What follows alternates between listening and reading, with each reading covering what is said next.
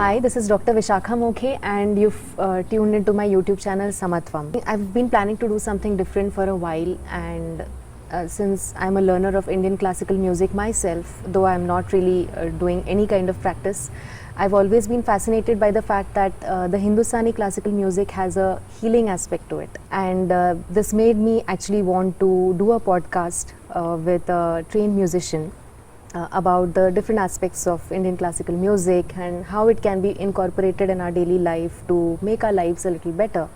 So we have with us today Shubhangi Tai Sakhalkar, who is an Indian classical musician. She's a composer. She's also a teacher and educator who teaches music to her students, and she's been doing that for over 30 years now. So I'm really privileged to have Shubhangi Tai on my show today, and I am looking forward to a very enriching conversation with you, a very informal kind of a conversation with you. So I welcome you wholeheartedly, and thank you so much for coming here with me to have a chat today. Thank you for inviting me.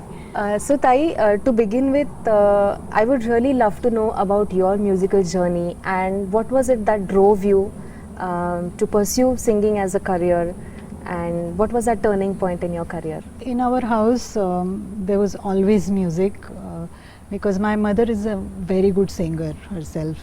My father was, he would always sing in perfect sur, and he used to play the flute. With that background and always good music playing in our house, that's how I got interested in music. But then I also discovered that I have a very good ear because I was very young, and I could figure out that the low sa and high sa, how they match and they have a relation. And I still remember I felt so happy when I figured that out myself. Yeah. That sa, sa, that connection, Yeah. it's the same. Yeah. And so then as I grew older, I was more interested in light music because my mother would play classical music in our house, but I was very much influenced by Lata Mangeshkar. I was in my young years, I was obsessed with her music. I used to listen to her. So actually, we didn't have the recordings that time. So I used to wait for my favorite songs to come on the radio. But then we had a music teacher in our school, and she told me, do you want to learn classical music? I teach, and if you want, you can come. And so that's how my musical journey, actually my training started. And then I got more and more interested in classical music. Then after I graduated with degree in physics, that time I decided that I want to just leave science and go full time in music. So then I went for my master's in music, and then the journey continued. Then in the 90s we came in the US. And that was a difficult period for me because I had started performing in India. Okay. And this change happened, and I didn't know what I was going to do. But this was in Texas, and then we moved to California, and then here I could do more, there were more opportunities for me, and it was easy for me to get established as a classical musician. That's so wonderful. The journey still continues. That's wonderful. So is there a gharana that you follow, if you can describe that? Yeah, I've learned from multiple gharanas. So Kirana Gharana and Gwalior and Jaipur. I have blended all of them into my own style now, but I really like the Swar Uchcharan of Kirana Gharana. So I would say that I follow that more. But then I also use laikari and tans from the other gharanas. Okay. I always had this question about fusion music, light music that the youth prefers to listen to these days. What is the reason that the youngsters today are not able to connect to Indian classical music the way the older population connects? And I guess this is true even for Western classical music. We do not have young listeners listening to this music and you know, getting something away or getting something out of it so they can enrich their lives. What could be the reason that it doesn't appeal to youngsters? Now, because of social media, things have changed, and it's really bad for the younger generation, because they have been, you know, that's all they know. Some of the younger, I don't know, teenagers. But I think the music appreciation starts when you're very young. So parents should, you know, play good music for their kids when they are really like toddlers. Yeah. And my daughter used to sing all the bandishes that I used to teach when she was like 2.5 years old. She didn't know the words, but she knew the tune and she knew all the So rags. it was like that sanskar. Yeah, sanskar. Which was happening unconsciously. Correct. And when you have to drive them to school or just play good music in the car. And when they are teenagers, they will listen to Western music. They like to explore their own thing. But you let them do what they want. And most likely, if they listen to good music when they are young, they will come back to it and they will listen to it. I teach young students also. So at first they can't understand or connect with rags, but as they grow up and they go to high school, they have their own opinion about each rag, how this is my favorite and this is what I like about this rag. And I feel very happy. So that's also you can you know, enroll your kids into music class or any art form. So is there a particular age that you recommend if we have aspiring you know, parents who want to enroll their kids in music? So is there an age to it? Yeah, about 6-7 years old. Okay. Yeah. But that doesn't mean that if the child is a teenager already, he cannot really pick things from there at that age? No. Nothing like that? No. Okay. There is no age for music learning. Yeah. You can learn when you're It's all about the 50 years riyaz, old how much also. of hard work you put in from there. Yeah. So now that you've been singing for so long, you've been listening to music for so long, do you feel there has been a moment in your life where you were completely mesmerized by somebody singing and you really look up to that artist and it probably changed your life or the way you perceive music? Yeah, I remember when I was learning from my guru, we had gone to this music festival. This was in India, in Aundh, Maharashtra, and three-day festival. So many artists sang, and I think the third day, this was a morning concert, and Pandit Bhimsen Joshi sang. And I had heard him live when I was a child. That time I didn't understand much. This was like when I was learning music, and he sang Todi, and that experience I can never forget. It was not just me, everybody in the audience, like we were all crying, and it was like the whole rag was present in, and it was like we were in the rag, all the whole audience. It was an outdoor concert, so that made the experience even better. Yeah. So that was my, and that time I still remember that I said to my my Guru Bhagini that I think I'm going to quit music because I said this is real music, and real. I know that I can never sing like that. So why, why learn? But my Guru Bhagini was she was older than me. She said, no, it's everybody's journey. You just keep doing your riyaz. You don't have to think like that. And those were really such a wise advice. So if I have to ask you a very personal question, which is your favorite rag? Or there are many ragas and my something that you can relate many to favorite, but level. I think my most favorite rag is Bhoop. And that rag, I think I've spent a lot of time on that rag to study. It's just a 5-note rag, but I learned so much from it about how to, about my own mind, how to control my mind and just relax and get to know each and every note very properly, and how to use it, the aesthetics, your voice production. Hoop needs a lot of strength to sing it. Right. And I really connected with the rag. I still remember I didn't like my Rishabh when I was doing Riyaz. When we came to America, I had so much time for Riyaz. So that's when I did my own Riyaz.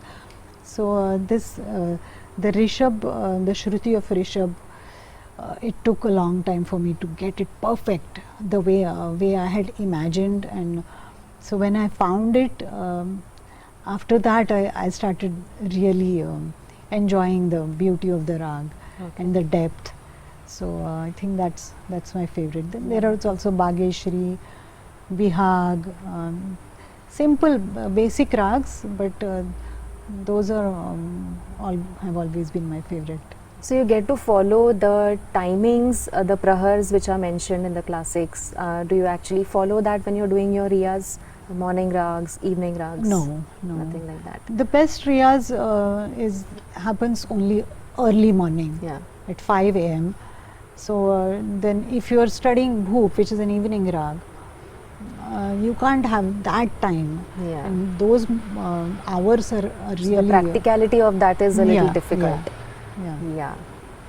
But there is a science to it, right? That at that moment or that time of the day, there are certain energies, certain frequencies. Performing, of course. Yeah. Riyaz, when you're studying a rag, I feel like early morning is the best time. But when you are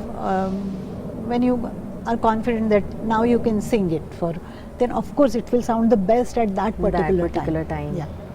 And that's a universal phenomenon that everybody would perceive it in the same way, every audience? At least the ones who are a bit aware of... nowadays they question about the time of the rag, and they've started singing morning rags in the evening. I feel like we should, this is a very good tradition, and somebody has thought about it. Even if you try listening to Marwa in the morning and during sunset, you will definitely see that you can feel the rag at that particular time. Yeah, that would be a good experiment actually, trying the rag at different times of the day and seeing what emotions it invokes. So now I would really like to come to the healing aspect of music. Have you personally felt that music has been an integral part of your healing journey when you're feeling a little down in your life, not really optimally the way you should? So has music played a role in your life, and how has it really influenced you to change your emotions, to bring out the best inside you? Yeah, definitely.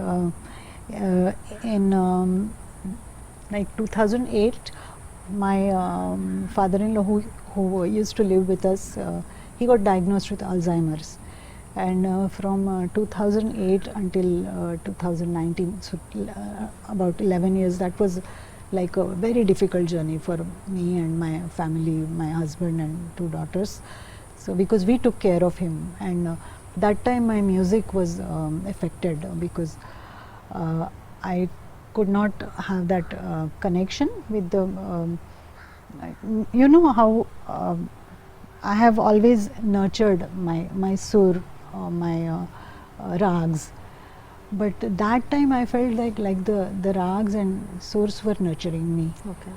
It was a amazing experience, but there were some days or weeks used to be very, very difficult. So that time I tried to sing the rags that I thought were very calming, like Bihag and Bhoop, Yaman, but I could not relax. And my daughter Uma told me that, Mom, why are you saying those rags? If you're feeling sadness inside, sing the rags that bring out sadness. And I don't know how she thought of it, Wow. but I started singing Todi and those rags, and I felt much better. So this is my own experience. So basically, it's about facing that emotion, getting drowned in that emotion to actually come out of it all clean. You can and- really pinpoint your feelings in certain rags. Yeah. There is a rag Shri, which goes like sa re ma pa re ga re sa re ma pa dha ma ga re pa re ga re sa. That is also very good. It's very calming, and you know that you're sad inside, but sadness can also be peaceful. When you come back to sa, you feel like okay, you've accepted what you're feeling, and it's okay. It's okay to be sad. It's important to acknowledge that. Yes. Rather than just running away from it and Yes, trying to put yes. up a strong Yeah. face. And sadness or anxiety or everything, those are natural. Yeah, you can't always be happy and excited. Yes. That would Even be that healthy, can I be think. consuming. Yeah. That can be exhausting. Right. I don't know about you, but when I was very young, also I always liked sad songs. It's the same about me because I've always been a little bit on the emotional side. And sad songs actually bring out the best. Yeah. And they make me more creative. They let my creative energy just flow freely. Correct. So that's me. So I can completely resonate with what you're saying. As an Ayurvedic practitioner myself, and since I'm also trained a bit in the Indian classical music for about 8-9 years, I have always connected with music on a very spiritual level, and also that it can enhance your spiritual journey in a different way. It could be a different journey for everybody, but how can I actually incorporate music in my life such that it is also going to help my patients in their healing? Like usually I play different rags at different times of the day in my clinic. It's always playing all day long in my clinic. But how can I actually enhance this experience for them such that it becomes an integral part of their lives as well? So how can I use it as a tool, to help them release their emotions and recover from their ailments in a much better way? If now that I know that you sing very well, so instead of playing recordings, even if you like sing 4 lines, that makes a big difference. In so live music, there's nothing like live music. Recordings are okay. You can choose variety of like some Instrumentals. My favorite musical instrument is Shehnai, which is many people associate it with wedding music, but Ustad Bismillah Khan's Shehnai, it really I think it churns yes, everything inside yes, you. yes. Because I have had this experience with Shehnai. Yeah. Same with Takes you to the Sarangi, and then of course sitar, sarod. So many, we have beautiful collection of musical instruments. So some patients will connect with voice, some will connect with instruments. You have to try different, and then rags also. You can choose some Kalyan Thaat rags, which are very pleasant, happy, calming, and then some Asabari Thaat or Marwa Thaat, Bhairav Thaat, which are the rags with Komal Rishabh. Is what I said about if you have depression or anxiety, then sometimes those work better. Right. One instrument that aids in healing much better than the other instruments. Like, is there one instrument that actually does this, or it could be different for different people? Like some people would connect because I always feel that I get into a very devotional mood when I listen to flute. That makes me want to surrender to the supreme power. And santoor would bring me in a very happy space, you know, where I can think of, I can connect with nature more. So is there a general rule, or it could be different for different people? That is, you've described it really well. So, but yeah, it is your own choice. Some, you know, some people might have different views. Yeah. Santoor can be very spiritual for them. You don't know. That's right. Now, I also have a lot of patients complaining about their kids not having a good attention span, like what is labeled as ADHD in scientific terms. And there are so many parents that are dealing with this today. There could be problems with the upbringing as well, you know, because you have to be what you want your children to be. You cannot really force them into something that you yourself are not.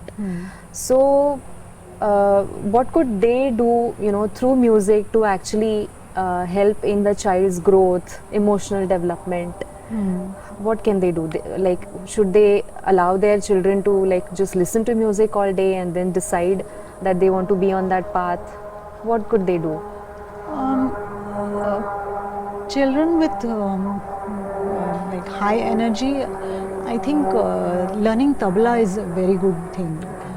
That many, I know some of my friends, children, they learn tabla or any musical instrument also, like piano is very good. They're also, they can connect with the music. So that you can try. Sitting down and doing riyaz, it's might be again because they have a difficult. limited attention span, they might not like it in the beginning. So it's basically helping them channelize the energy that they have. So it needs to be consumed somewhere. That's a lovely thing. If I have to talk about the spiritual aspect now, I am into chakra meditation and I teach that to my patients as well, and it has definitely hit them on a different level where they have even had an outburst because of the chakras, you know, opening up or getting activated, and they've had outbursts of emotions, they've cried, they've just wanted a hug. So what I understand about music and chakra, the connection between these two is that every chakra has a sound frequency or a dhwani. So we have certain swars in which if you start practicing or meditating on that, it kind of opens up some of the blocked energies in the chakras, and that also again helps in your emotional healing. Wow. So is there some truth to this, or have you done any kind of research on this or some reading which you can share with us? I'm really not an expert in that field, but in fact I would like to learn it from you. Yeah, but then some experience that you've had. Yeah, I have, you know, in music we always say sing from your diaphragm. So the sound, you use the whole diaphragm and your vocal cords, and then you can get the full resonance in your voice. So in my riyaz I figured out that this solar plexus point, if you focus on that, I can do it instantly. It calms you down. And when you're, for example, I teach my students khayal, and they have to do their own alap. It's all improvised, right, in Hindustani music. So we, the mind is working like, and your tal, and you don't know how to you know, calm.